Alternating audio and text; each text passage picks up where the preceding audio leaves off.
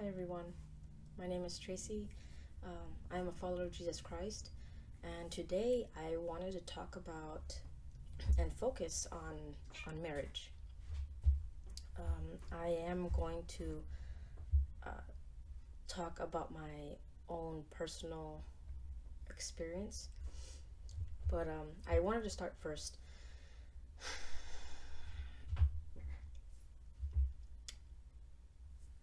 I am when right now while I'm talking about this, I'm only going to speak to the women of God. If you are married or not married, but that is my audience that I'm speaking to. Now that doesn't mean that if there's a man listening, that you can't take any of this and I guess put it in action, but in your own marriage. But the reason I'm saying that I'm speaking to the women is because just for the sake of I guess understanding and actually willingness to receive what I'm saying, because I know when a man speaks about what a wife should do and how she should act, a lot of women get offended. That's why. So, I am only going to be referring to women of God, wives. So, now that I said all that, I'm going to begin. Now, marriage is difficult, especially when your spouse is not, I guess, working together with you.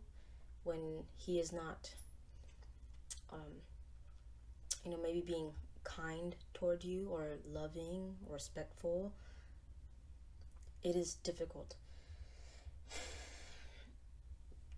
Now, I am a woman of God. I follow Jesus Christ. I am a born again believer. I am married. I've been married for 3 years. It's not that long.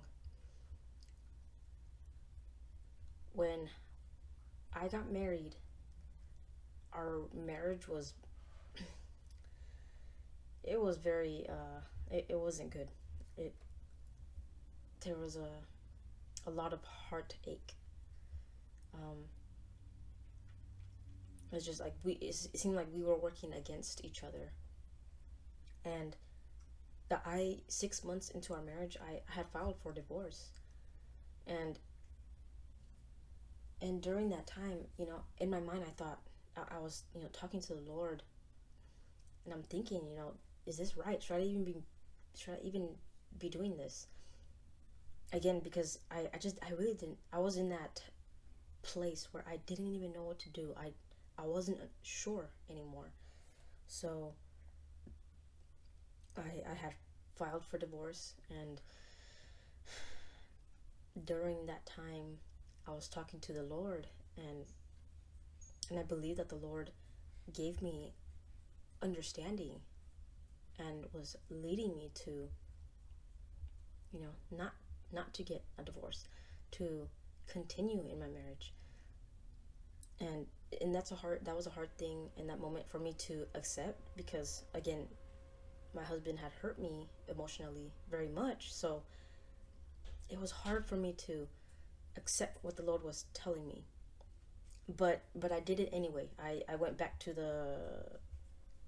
uh, that courthouse, and or the lady that she filed for divorce. She did all the paperwork for me.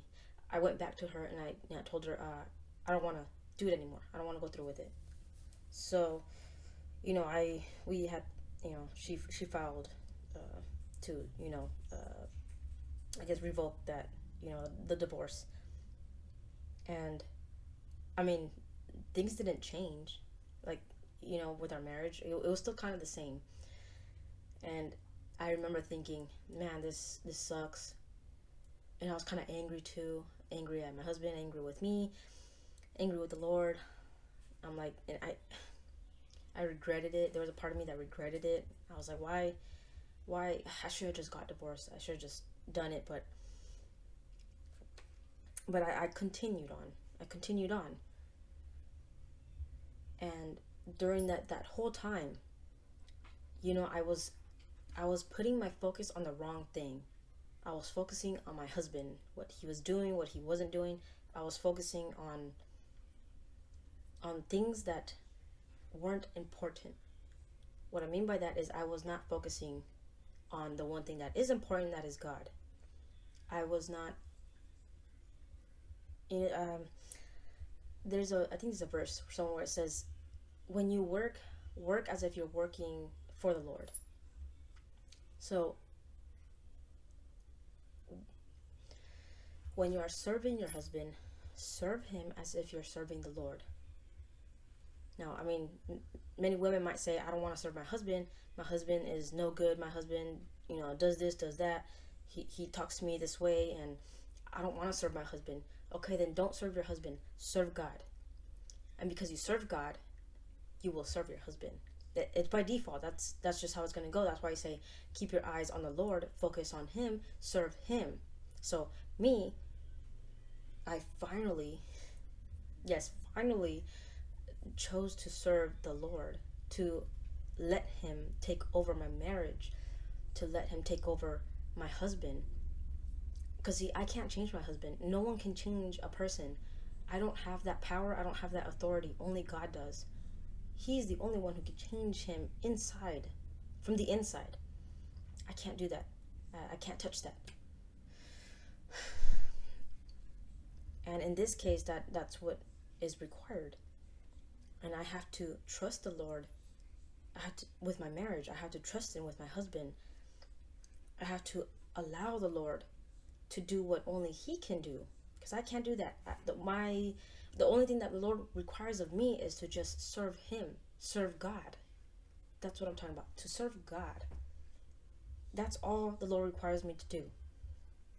And it might sound easy, but it's not, because while you're serving the Lord, to serve the Lord, I mean, you have to also love. Love is important. The Apostle Paul speaks about love. Let me just read what the Apostle Paul says in 1 Corinthians chapter 13, verse 13. He says actually a lot in chapter 13. Let me get to it. So, 2 Corinthians. No, not 2 Corinthians. Why am I on the wrong page? Goodness. I was on the right page. Okay. 1 Corinthians chapter 13, verse 13 says, and now abide faith, hope, love. These three, but the greatest of these is love. Now I'm also going to read chapter 13, verse 2. And it says, and though I have the gift of prophecy, and understand all mysteries and all knowledge, and though I have all faith, so that I could remove mountains, but have not love, I am nothing. And now I will read what love is, because when we love our husband, I mean, again, you can love, same thing with the husbands. When you love your wife, when you love your spouse, you are not loving with your own love or your own idea of love. You're loving. It's God's love. That is how we love. God's love. And God's love is nothing like this world. Because God's love requires you to do some things. It requires you to suffer. Now I'm going to read 1 Corinthians chapter 13, verses 4 through 7. And it says, love suffers long and is kind. Love does not envy. Love does not parade itself, is not puffed up, does not behave rudely, does not seek its own, is not provoked, thinks no evil, does not rejoice in iniquity, but rejoices in the truth, bears all things, believes all things, hopes all things, and endures all things. So love requires you to suffer, endure, and everything that it said on here. But the reason I'm only pointing out those two things is because those are the things, suffering. Nobody wants to suffer. No one wants to be heartbroken. No one wants to feel pain, like emotional pain. No one wants to be hurt. And it sucks. It does. But the Lord is long-suffering towards us. The Lord was long-suffering toward me. He waited for me to come to Christ with open arms. God is not going to look at you and be like, no, too late. Oh, now you want to come to me? Because some of us act like that. Oh, now you're sorry. Now you want to be, you know, all nice to me or whatever. God's not like that. He does not think of us that way. He truly loves us, and we are able to love people the way He loves. Maybe not to the fullest extent, because the love of God is far greater than our comprehension. It really is. But we are able to love close to what how God loves us, to endure and to suffer. So a good example, I mean, a perfect example is when we're waiting on, like me, I'm waiting on my husband to come to the understanding of who God is, and I'm waiting for him, or I'm waiting on him to be open, to open himself up to me and to the Lord first, and then me. And in that waiting, while I'm waiting, I am suffering, because it is a hard thing. When you love someone and they hurt you, it hurts a lot. It hurts more than someone that you don't know and don't love, hurting you. You don't care. But when you love someone and they hurt you, it hurts. It hurts greatly. It hurts a lot. It breaks us. It breaks something in us. And many people don't want to feel that way. Again, the Lord, a few months back, the Lord has told me that He wants me to take the lead in my marriage. I'm talking about my marriage. I'm not talking about the household. The man takes lead in the household.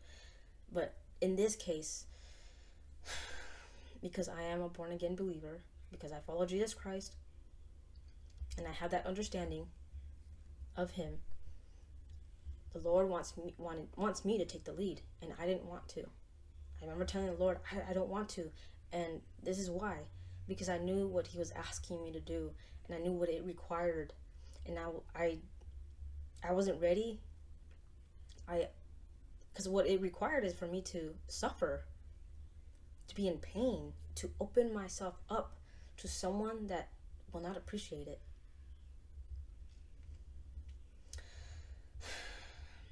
And again, I was afraid. I'm like, Lord, I don't want to go through that again. The reason I say again is because before I surrendered my life to Jesus, I was with someone for like 10 years, and our relationship was just up and down. It was always on and off, but I had made him, my whole life. I had made him my everything. He meant everything to me, because again, I didn't have God in my life, so I guess I put all of my faith and my hope and my love in someone else, in someone, a human being. I put I relied on him. I depended on him. My whole life was him, revolved around him. And when he left, it shattered me. It really did. It shattered me. I was so broken and hopeless. And because I was in that state, I was so like down. I was in the dark. I was in a hole. I felt empty and alone. And I felt hopeless. But that was the perfect opportunity for the Lord to receive me, for the Lord to call out to me again. And when He did, I accepted it, because again, I had already given up. I had already given up in my life. I didn't care about my life anymore, so I let God take over it. And like I was saying, I didn't want to go through that again, that pain, that hurt. And the Lord knows, but when God does something in my life, I know it's not to hurt me. It's not for like malicious intent. It's not evil. It's not to just put you through something and then just watch you suffer and then enjoy it. It's not like that. When the Lord puts me through a trial or a testing, He's doing that for a good. It may not seem like it, and it may not feel like it either, but that is what he's doing. He's doing it for good. It is to strengthen me, to build me up. Now, you could take it the other way. You could choose to believe that God's just trying to hurt you, but you're just allowing the enemy to deceive you again. And I refused. I refused to allow this enemy to deceive me, that God hates me, or God doesn't love me, or he's just trying to hurt me. No, I already knew. I already knew that was the devil. I already knew what the devil was trying to do. I'm like, no, I'm not going to let you lie to me again, because I remembered what my life was like without God before Jesus Christ. The enemy played with my mind, and the enemy played with my emotions. I was all over the place. I had no idea, I had no clue what the heck I was doing with my life. I had no clue. Anyways, back to the marriage. So I knew that I would have to open myself up to my husband and love him the way God loves, to show mercy to my husband, to be kind to him the way the Lord is merciful and kind to me, to forgive my husband the way the Lord has forgiven me, to serve my husband. And I knew it was going to be hard, and that's why I refused. I ran away from God with that. And I even told God, I was like, I'm going to do it my way. And my way was to be angry with my husband and stay angry with him for several weeks. And you know what that got me? Nothing. It didn't give me anything. It didn't change anything. And I was being stubborn and hard-headed. It reminds me of the story of Jonah when the Lord told him to, speak to or give Nineveh, a word, and Jonah didn't want to, and he ran away and went on a boat, and the fish swallowed him, and he was there in the fish for 3 nights. And then, he gets out, he cries out to the Lord, and the fish spits him out, and he gives the word to Nineveh, and they repent, and and Jonah knew that was going to happen, and that's why he ran away, because he knew that the Lord would forgive them, and he didn't think that, in his understanding, in his thinking, they didn't deserve it. But that's why I say, who am I to say that my husband does not deserve love, kindness, mercy and forgiveness?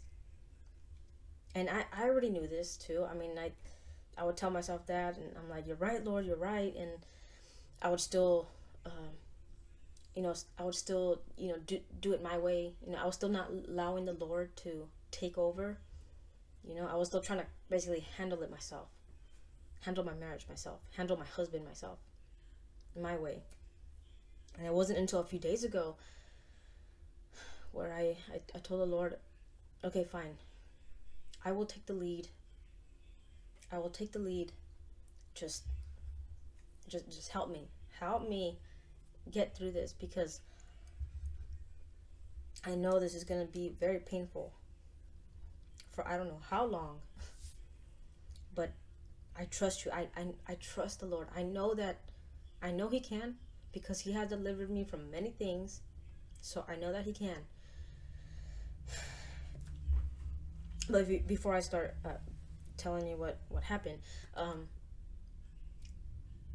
there's a movie called War Room, WAR Room. That's a good movie, and it's a very good example of not just what a wife should be, or a woman should act in her marriage, but I mean also the man. If you're led by the Lord, if the Lord is leading you to take the first step to lead, yeah. Now, again, that movie, very good, very good. And if you haven't seen it, watch it, because I've seen it twice. I should watch it again, because basically this woman, she was always arguing with her husband. They were both always arguing with each other, and I know she tells, I think it was a neighbor.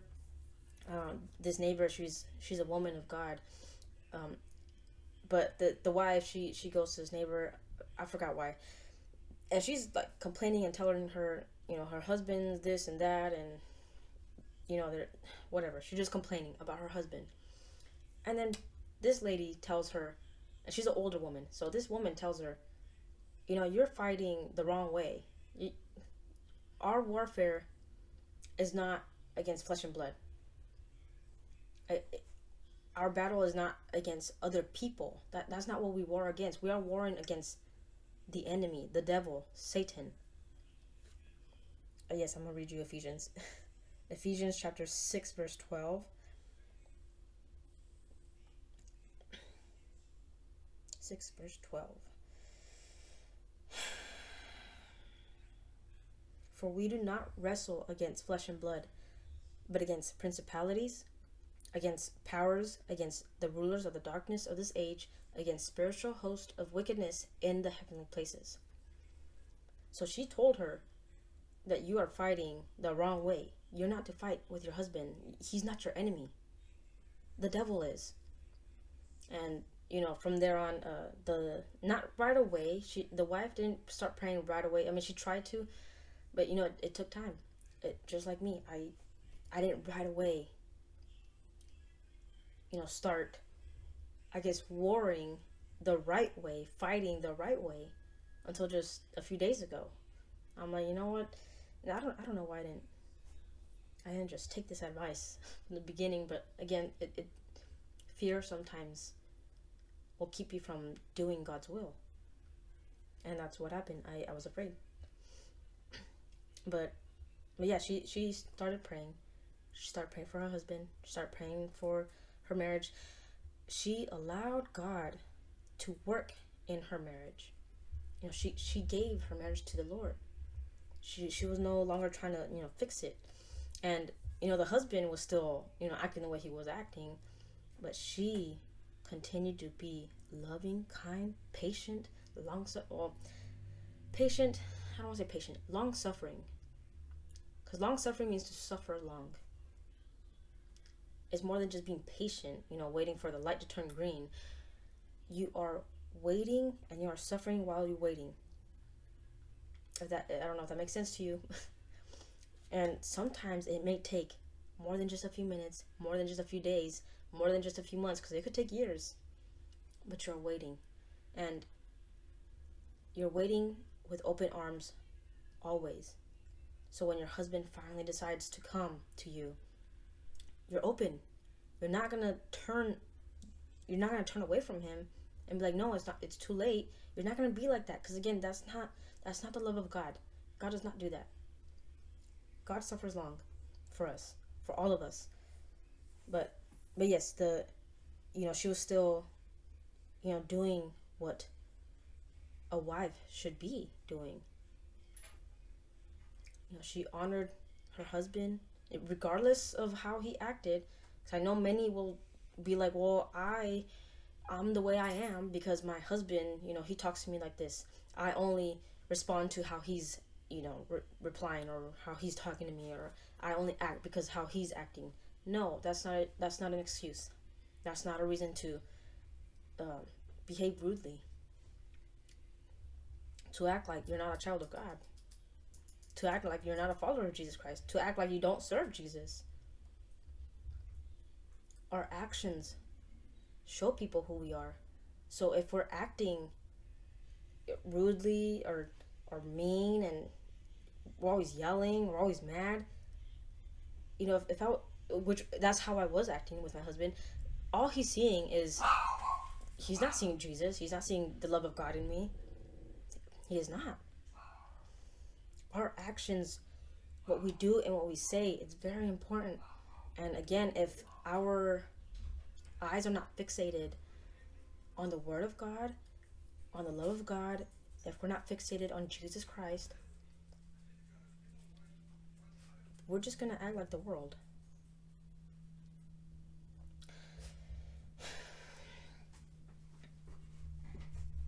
So now I'm going to tell you. Oh, you know what? I forgot to say this too. That love. Okay, when you get married, you're making a commitment. And love is a commitment to stay with someone through thick and thin, rich or poor, good or bad, sick and health. That's the right, sickness and health. So it doesn't matter. There's really no excuse to, oh, I don't want to say this. Okay, hold on. I want to say this the right way. Because I don't want someone telling me, well, what if my husband's beating me? Or, I'm like, okay, use your discernment. All right? Use your discernment. If you are in, if you're in trouble, if you're in danger, leave. But I'm just talking about, you know, maybe you and your husband are not getting along. Maybe your husband's not treating you the way you think you should be treated. That's what I'm referring to. So staying with them no matter what.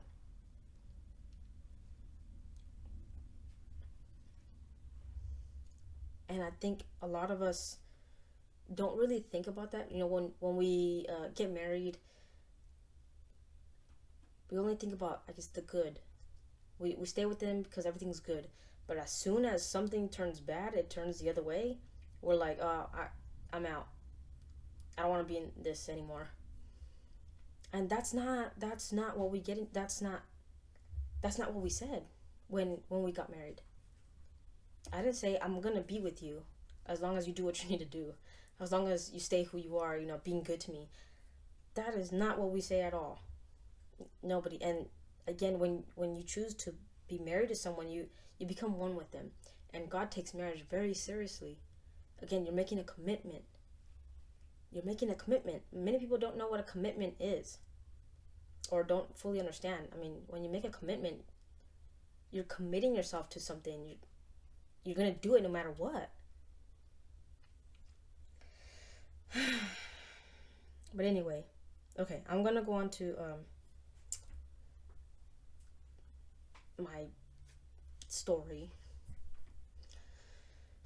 because like I said a few days ago, I decided to allow the Lord to take over.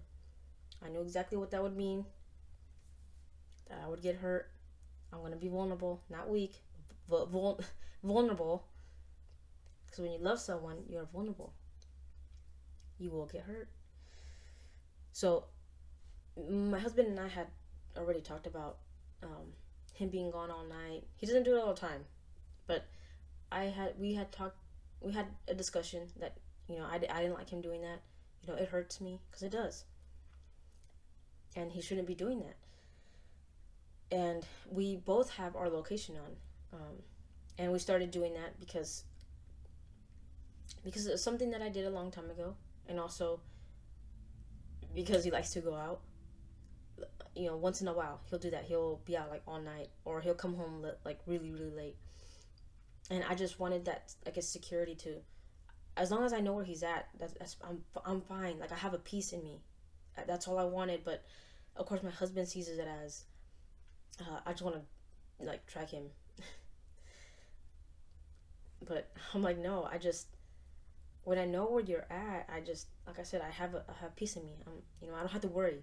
I don't have to worry about you, because I guess, yeah, a long time ago he had gone out to install a battery for someone, a customer, and he didn't tell me. He didn't tell me. He didn't call me or nothing. He didn't tell me what he was doing. He didn't tell me that he was gonna be late. So I'm over here thinking. I mean, because I had called his work. Sorry, and then one of his coworkers told me that he went to go install a battery for a customer, and I remember texting him and calling him, and no response. So I'm start thinking, maybe something happened. Maybe that customer like hurt him or something. I was thinking that. I was worried, and I was getting worried. And then he finally, and I remember trying to go to where I think he might have gone, because I remember his coworker saying that the customer wasn't far from where the store was at. So I'm like looking around. I'm like, I don't see anything, and I just start worrying more. And then I finally decided, oh, I'm just gonna go home, because I mean, I'm not gonna find him. First of all, it's night, and he could literally be anywhere. So I go home, and then he calls me, and I'm like, well, where are you? What are you doing? And he's like, oh, I installing the battery and all that, and he didn't tell me because He knew I was gonna get mad. I'm like, no, that's not good. So that's why we have our location on, because he has a bad habit of leaving without telling me, leaving, letting me know where he's at and whether he's gonna be home later. He does not communicate. so that's why. So we have our location on, and uh, he sorry, I don't mean to fix my hair. Okay, he leaves, and he doesn't tell me where he went. This was just recently, and I know. I mean, because I've learned to not, to just, how do I say that? Not to be calling him over and over again. I'm like, he'll be home when he's home. But it was 10 o'clock, and I'm like, okay, he hasn't said anything. He hasn't texted me, doesn't call me. So I called him, and of course he doesn't pick up. And I also noticed his location was off. I was like, I knew it. But anyway, yeah, he didn't pick up. He texted me, I'll be home soon. So I'm like, all right. And it's almost 11 now. So I'm calling him again. Doesn't answer. So I get angry. And I'm like, Lord, I started praying. I'm like, I'm gonna pray for my husband. I'm praying for me. Praying for our marriage. I'm like, I don't want to be led by anger. I do not want to be led by the enemy. I'm not gonna let sorry, I was gonna say a bad word. I'm not gonna let the devil tell me what to do. I'm not gonna let the devil lead me to do something that is not of the Lord. And a lot of time we don't do God's will because we're listening to the devil in our thoughts. And I know what the devil wants me to think about when my husband's out. I know what he wants me to think about, and I don't think anything when my husband leaves and he's gone all night. I don't think anything, because that's not important. I need to focus on the Lord. I need to focus on warring with the enemy, praying for my husband, praying for my marriage, praying for myself, that the Lord strengthen me, that I may not be led by my emotions or the devil's thoughts, my thoughts. So I started praying. I started talking to the Lord, and and usually, well, when he does stuff like this, my husband, usually I get angry, and then I start like saying stuff like in a text. This time, because again, I started praying. I was like, this is my go-to now. I'm praying. So I started praying, and like I said, it's 11, and I'm like, I gotta go to sleep. So, and I did not sleep well either, so that's okay. But I decided to text my husband and let him know that I love him.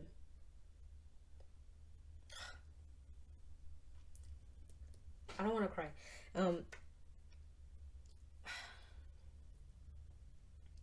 Let him know that I love him. That I'm here. I'm gonna be here. I'm gonna stay here. I'm gonna be with you. I'm not going anywhere.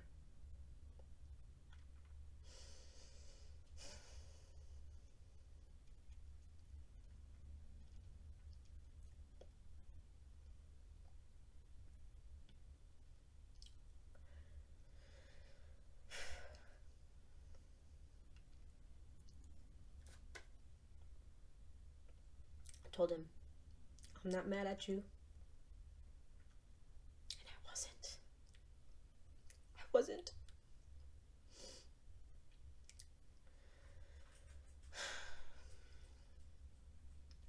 I'm gonna tell you why. Because God's peace is in me. Because God's love is in me. His peace, which surpasses all understanding.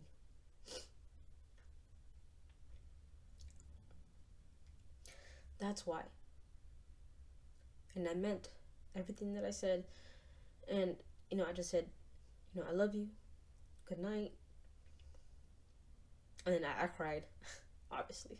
I cried for a little bit, and then, I went to sleep.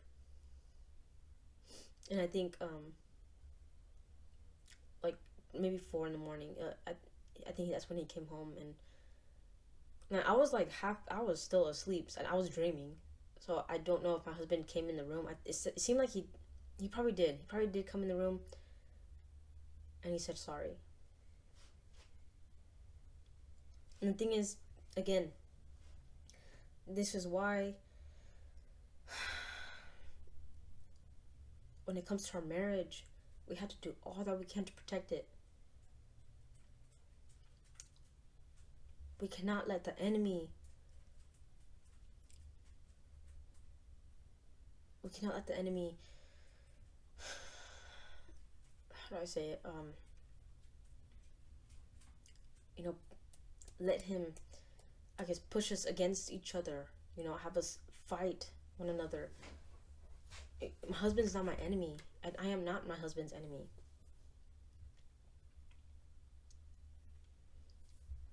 So marriage alone, it's sacred.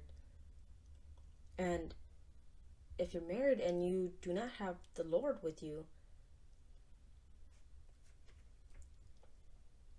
I don't know what to tell you. I mean, because you're on your own. And someone might say, well, it takes two to make a marriage work. Yes, it does. Me and God.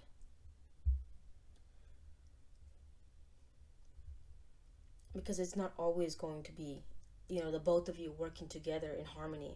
It's not. Sometimes it's going to have to just be you putting all the work and effort. And when you're without God, it's hard to do that. But because I have the Lord, I have someone to help me do that. To show love toward my husband. Like I said, I want him to see the love of God. I want him to know who Jesus Christ is. And a lot of the things that he does, he doesn't understand, and he doesn't know what he's doing. And I mean, I should know this because, again, I lived a life without Jesus. I lived a life without God. I had no clue what I was doing. All the hurt that I caused, all the pain that I caused in people, and the people that I was close to, and the people that I loved and cared about, man, I caused a lot of pain because I didn't know what the heck I was doing. I didn't know how to act. I didn't know. And my husband is in that place, in that position, and I should be able to understand. But a lot of the time we get our pride gets in the way, and we lose sight of that. We lose focus. So, a lot of the things that my husband does, that him going out, he probably does that because maybe he's broken inside. Maybe there's something in him that, he wants fixed, but he doesn't know how. And it's not going to help if I'm always down on him, if I'm always arguing with him, if I'm always, being, not being understanding. Because that's what I was being all those times. I wasn't trying to understand him, his feelings and his actions, the way he acts. Again, I should know because that's how I was too. I didn't want to hurt, the people that I hurt. But I was only acting because of how I felt inside. And what I had inside was just broken. Everything was broken. It was empty.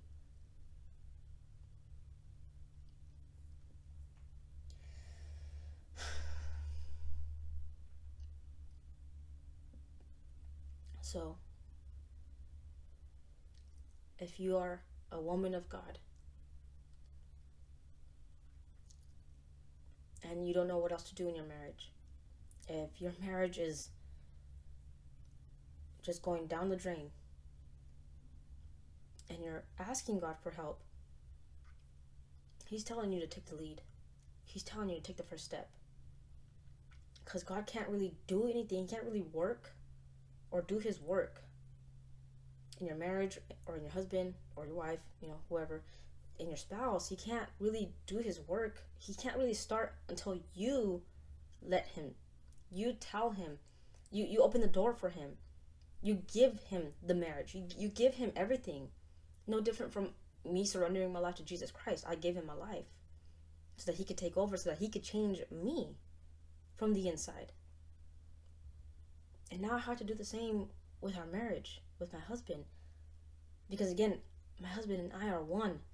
So yes, I can give him my marriage so that he can work in my husband now. Because my husband and I, again, are one. We are together.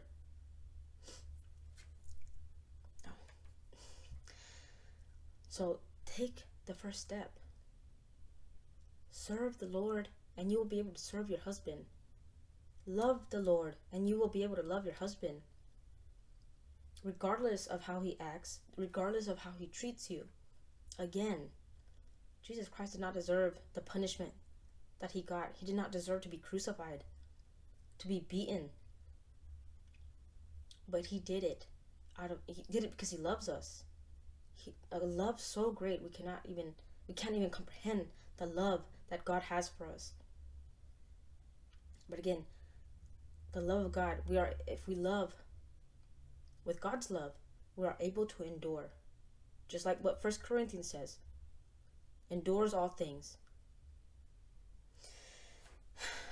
Okay.